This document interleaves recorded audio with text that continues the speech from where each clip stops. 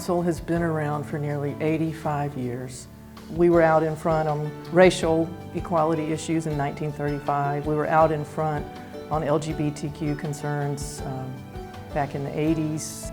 It was probably one of the first places by the early 40s where black leaders and white leaders sat down together at the same table to talk about issues that were mutually important to them. It truly impressed me when I saw persons that I considered distinguished persons who were white advocating for a cause that did not benefit them personally, except to benefit them spiritually. I have known of the work and have been involved with the work of the North Carolina Council of Churches as long as I have been a minister or actually on a church staff here in North Carolina. At the time, I was part of a more conservative denomination that I grew up in, and I appreciated that the council reached out across denominational lines. A lot of our coalition partners are not faith communities.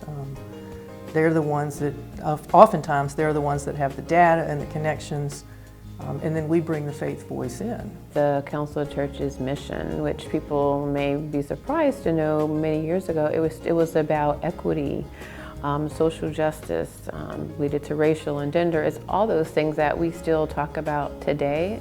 They always had a seat at the table here, and then vice versa. Like, they always pulled us into the things that they were doing as policy experts. What we are trying to do in our area of legislative advocacy is refract the policy issues of the day through the lens of faith. So, in other words, we would never support a particular politician, but we would support a particular issue based on how we think that translates out of Scripture. It's harder for faith-filled people who may feel differently than we do to argue against Scripture. The work of the church is not done inside these walls. The work of the church is done on the roads, on the mountains, on the seasides. There's a role that the faith community and faith leaders play in pushing forward sound policy and rejecting bad ones.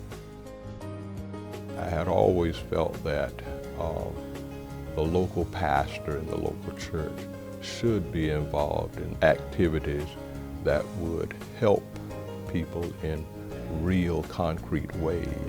Our main program areas are health and wholeness, immigration, and the environment. Then we'll have campaigns. North Carolina's role in the CIA rendition and torture program, gun violence prevention, the opioid crisis awareness. We still work in the area of racial equality and inequality and justice. The fact that we've been doing this for nearly 85 years means that we stand on the shoulders of some very brave and forward-thinking people. We wouldn't be here today if those people had not been in the trenches, doing the hard work, taking the criticism for the vision that they had. People can sit down and listen to the news and say, oh, that's terrible, or we can try to do something about it. And the Council of Churches coming together and making statements, taking positions, is one way to try to do something about it. So having them be around so long to me means they will continue to be around. But we know that if the Council of Churches wasn't here, there'd been a lot more bad policy than what you already see. Following Jesus is not a popularity contest. And so the council holds our congregations to our truest ideals, even when they're not popular.